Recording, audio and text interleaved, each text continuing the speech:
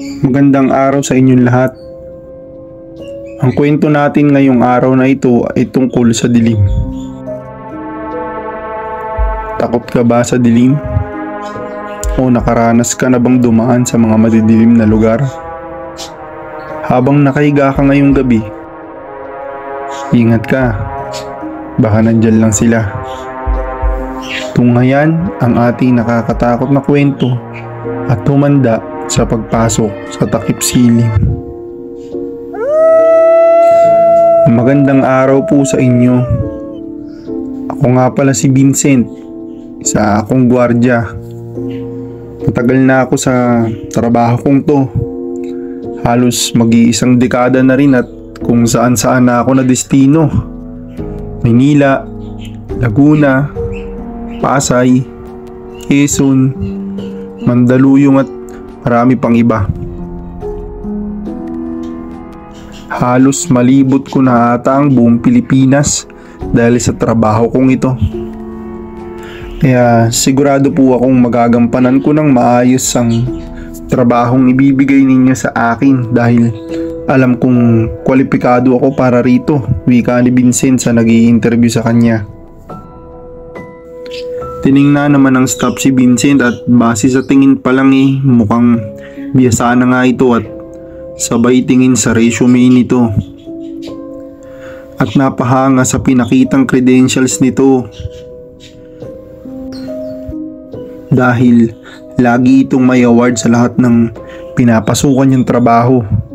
Nagkataon lang na nalugi na ang agency na pinapasukan niya at nagsara kaya napilitan siyang maghanap ng panibagong agency para makapagtrabaho. Wala pa namang asawa si Vincent kaya tinutulungan niya ang kanyang mga magulang sa probinsya at pinag-aaral ng mga kapatid. Kada sweldo niya noon ay nagpapadala siya kahit nga halos wala nang matira sa kanya. Kaya lubos ang pasasalamat ng kanyang pamilya sa pagsasakripisyo ni Vincent na mas pinili pang magtrabaho kaysa mag-aral. Dala na rin ng hirap at kawalan ng trabaho sa probinsya ay napilitan itong lumuwas ng Maynila para kumita ng mas maayos. Nagkataon pang nagkasakit ang kanyang ama na naging dahilan para maging taong bahay na lang ito dahil di na nito kaya pang magtrabaho. At mula noon ay inako na ni Vincent ang responsibilidad ng ama. Kahit mahirap ay ni kailanman ay di siya nagreklamo sa mga ito. Okay na Sir Vincent, ito ang referral para sa medical mo. After nyan bumalik ka dito kung okay ang medical mo. So by next week madidestino ka na. Wika na nag-interview sa kanya. Nagpasalamat si Vincent sa staff at umuwing masayang masaya. Agad siyang tumawag sa pamilya niya sa probinsya upang ibalita na may trabaho na ulit ito at wag na silang mag-alala. Laking tuwa naman ng mga magulang at mga kapatid sa narinig na balita. Nagpahinga na si Vincent dahil may medical pa siya kinabukasan. Nagising ng maaga si Vincent noon at agad na siyang nagayos para sa medical niya. Gutom na wala naman siyang magagawa kasi kailangan niyang mag-fasting para sa kanyang medical. Kaya pagkatapos ng medical ay dali-daling naghanap ng makakainan si Vincent. Sakto naman at may malapit-lapit na karinderya sa pinagkuhanan niya ng medical. At nang dumating na nga ang araw na ipapasa na niya ang kanyang mga resulta sa agency at sa awa naman ng Diyos ay naging okay naman ito. Naipasa na rin ni Vincent ang mga requirements niya sa opisina at binigyan na nga siya ng lugar na pagdedestinuhan.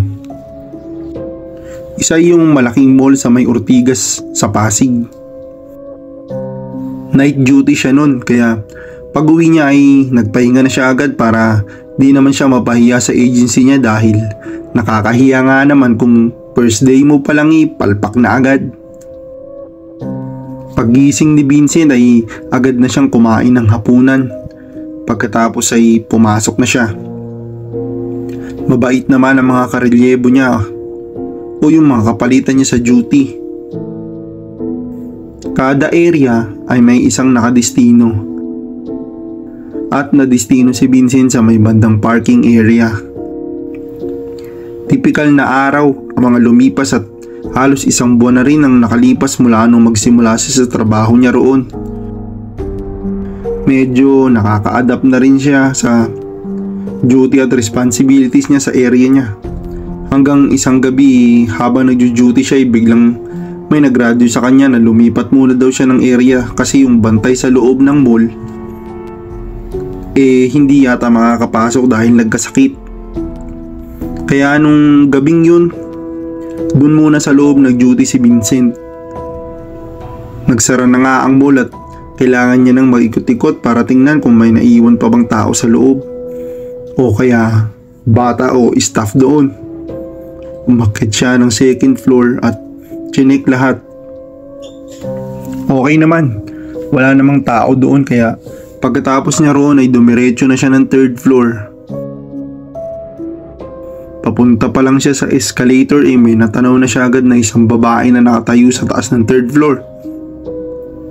Miss, sarado na ang mall, bakit nariyan ka pa?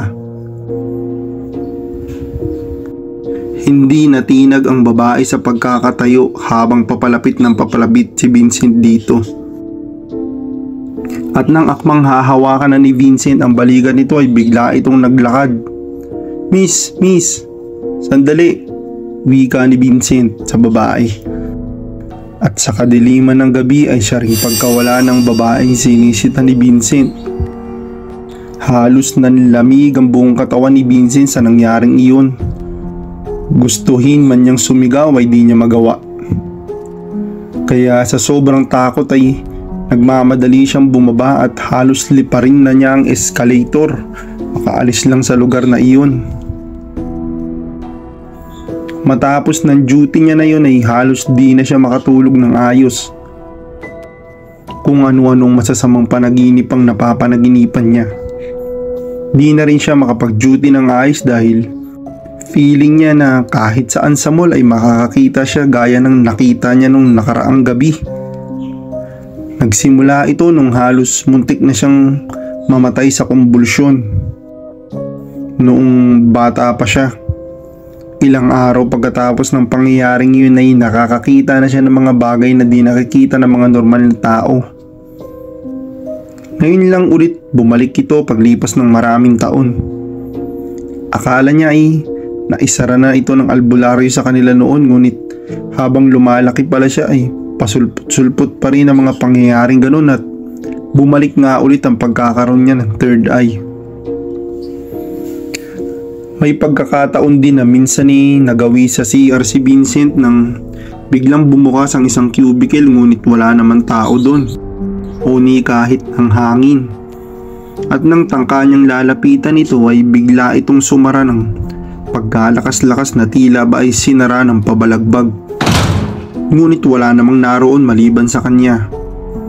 At nung isang gabi, nung high school siya ay may nakikita siyang mga pugot na tao sa likod ng eskwelahan nila tuwing hapon na sabi-sabi ng mga matatanda sa kanila ay dati daw ay tapunan ng mga patay ng mga pinugutan ng mga Hapon ng lugar na pinagtayuan ng eskwelahan. Kaya di daw malayo na may mga nagpapakita roon at sobra daw ang tromang dala ng lugar na iyon dahil napakaraming walang awang pinagpapatay doon. Pati na rin ang mga babaeng ginahasa noon nung panahon pa ng Hapon. Kaya noon pa man ay di na normal ang buhay ni Vincent dahil dito. Natatakot man sa mga nakikita ay pilit pa rin pinagpatuloy ni Vincent ang buhay niya na tila isang normal na tao. At isang gabi, habang nasa duty siya ay doon na naman siya na destino sa taas. Ilag na siyang umakyat sa third floor dahil baka makita na naman niya ang babae doon. Kaya iniikot na lang niya ang second floor ngunit sa di inaasahang pagkakataon ay nagpakita ito ulit sa kanya. Ngunit ngayon ay nakaharap na ito sa kanya na nanlilisik ang mga mata na di mawari ni Vincent bakit lagi na lang siyang pinagpapakitaan ito. Gayong sa ibang mga gwardiya naman ay di naman ito nagpapakita. Hanggang sa naglakas loob siya na tanungin ito kung ano ang pakay niya kay Vincent, ngunit nawala lang ito, kaya dali-daling bumaba si Vincent sa entrance ng mall at nang sumunod ng duty roon ay nag-aalay siya ng panalangin para sa babae na sana ay matahimik na ito. At mula noon na ginawa niya yun ay di na niya ito muling nakita pa.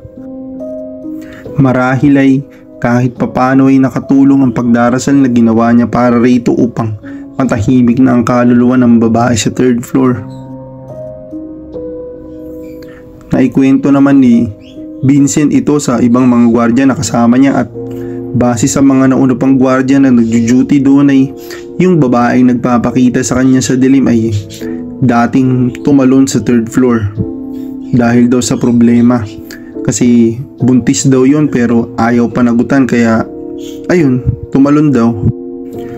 Matagal na daw yun, ngunit ngayon lang nagpapakita. Siguro baka dahil sa di matahimik at palagi siyang nasa kadiliman at di makita ang liwanag na kanyang dapat puntahan. Ikaw, takot ka rin ba sa dilim? Madilim ba dyan sa inyo ngayon? O kailangan mo bang dumaan sa isang madilim na lugar bago ka makarating sa inyo? Mag-ingat ka, dahil minsan andyan lang sila.